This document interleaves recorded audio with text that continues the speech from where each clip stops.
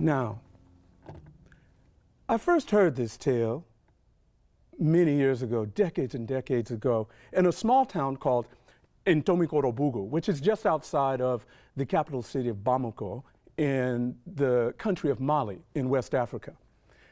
When I first heard this tale, it was told to me by, not kidding, a 5-year-old child. Yeah. Now, here's the thing. I want to share this tale in a way that, well, it will have us, in a very traditional sense, doing this together.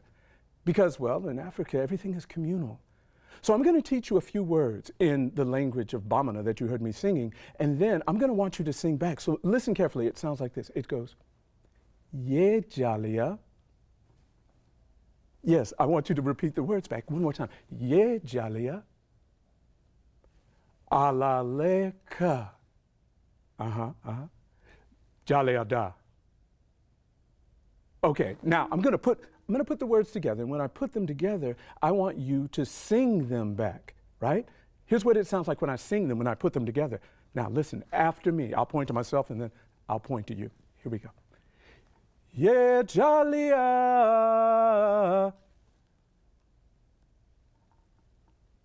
Alaleka Jalia da.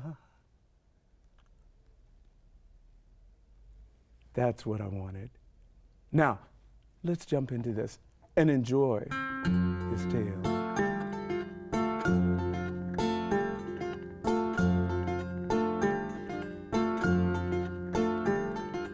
Yate jalia ne yakale di bi jalia te korobom ga jali ke ninke jali ke bali urala ye yo kela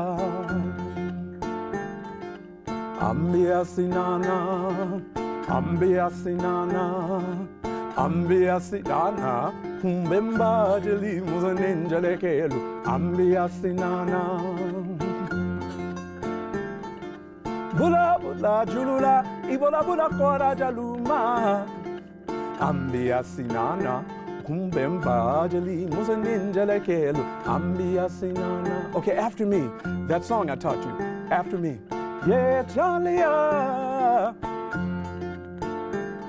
alaleka jalia da. Ye jalia alaleka jalia da. Ambia sinana kumbemba jali muzanin jale kelu ambia sinana.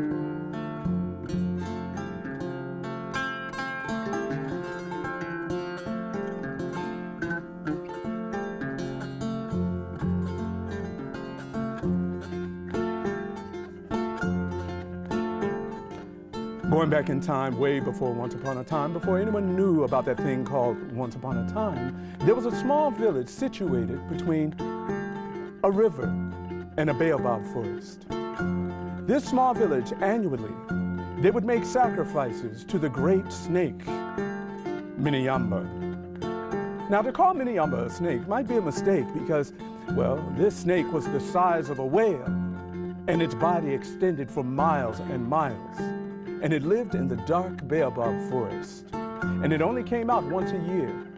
When the people would hear the screeching and the screaming of the snake, well, they would take half of their crops, and then they would put them at the edge of the baobab forest. And then this great giant snake, the size of a whale, would come out from the forest, consume the crops, and then recede right back in to the forest. Yeah, Jalia. Alaleka jalia da. This had been going on longer than anyone could remember. And at this time, the people had become accustomed to hearing the shrieks and the loud tones of this monster snake. They feared every time they heard it, and they knew that they needed to sacrifice. Well, there was a young boy born without the ability to speak. They called him Tarang. Tarang grew to become a young boy, but in the village they didn't know what to do with him. So they put him to work herding the sheep. Yeah, Jalia, alaleka jalia da. Okay, don't forget, I want you singing that with me. Every time I sing that, I want you to sing back. Don't forget.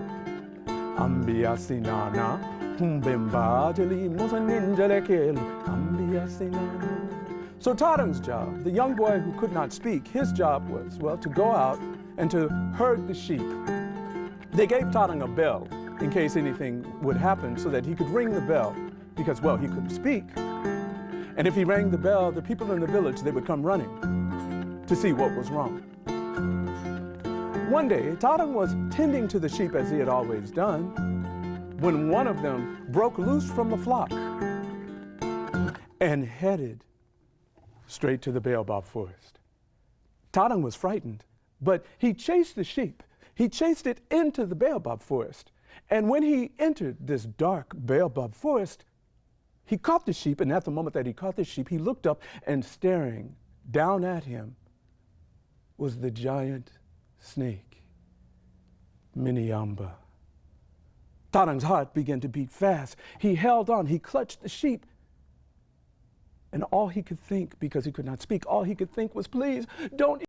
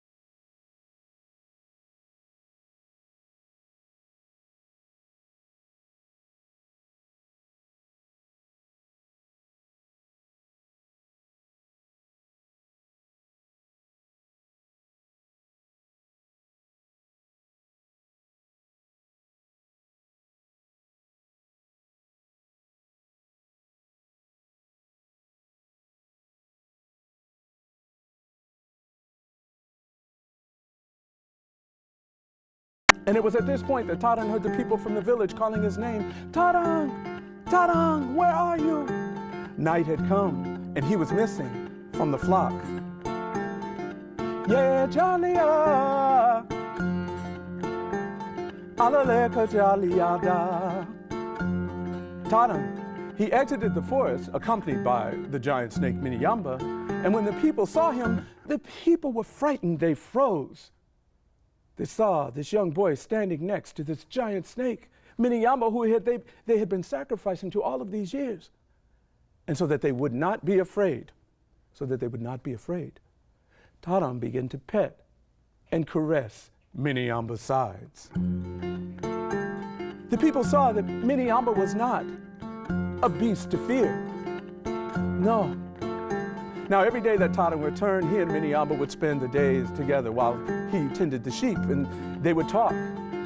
Eventually, other children began to come, and, well, Miniamba began to give them rides on his back through the dark Baobab forest, and the adults began to trust. In fact, they began to not fear Miniamba so much. Yeah, Jalia,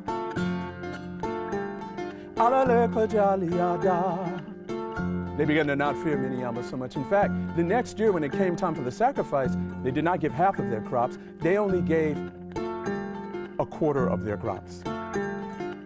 The adults began to need land to farm, so they began to clear from Miniamba's home, the Baobab forest. And the next year, well, they didn't give any crops for a sacrifice. Ambia sinana, kumbemba jeli musaninjalekelu, ambia sinana. Yes, they were clearing away Miniamba's home. And there was no fear of this snake. They began to, well, push him further and further back. Some of the adults would even throw rocks at Miniamba to get him out of the way. Some began to beat him with sticks. So, over time, Miniamba began to recede further and further.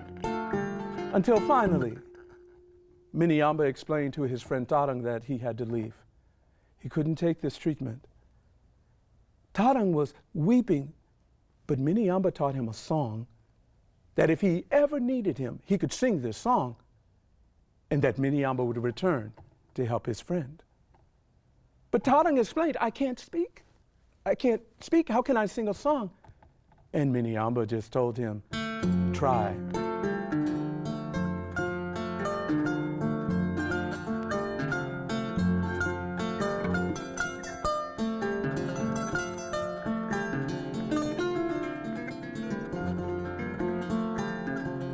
And Miniamba disappeared. Time passed, and young Tarang grew into a strong teenage boy. And one evening, a giant storm swept through the land. The river began to flood. The people had never seen this happen before. Yeah, Jalia, alaleka Jaliada. The flood had come up to the ankles of the people, and they were frightened. It made it up to the knees of the people, and they were frightened. They didn't know what to do. They had never encountered a flood before. Tarang ran to the area where the Baobab forest had existed, and he stood there. He wanted to sing the song of the long-throated bird that he had been taught. He was trying to remember and trying to remember. He needed the help of Miniamba. All of the people needed the help, and then he remembered the song. And he began to sing the song from his mouth. Tige tige bala konen fen kagalamanjang. Kajugon go bala konen fen kagalamanjang. Tige tige. It was the first time Tarang had ever opened his mouth to say or sing anything. Tige tige bala konen fen kagalamanjang. Kajugon go bala konen fen kagalamanjang. He saw the long-necked bird fly overhead, and he knew that he was going to get Miniamba for help. He kept singing and singing. Tige tige bala konen fen kagalamanjang. Kajugon ko bala konen fen kagalamanjang. Tige tige. And then in that moment, Miniamba appeared out of nowhere, right in front of Tarang.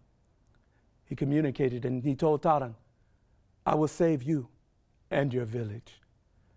Miniamba opened his giant mouth and told Tarang to enter.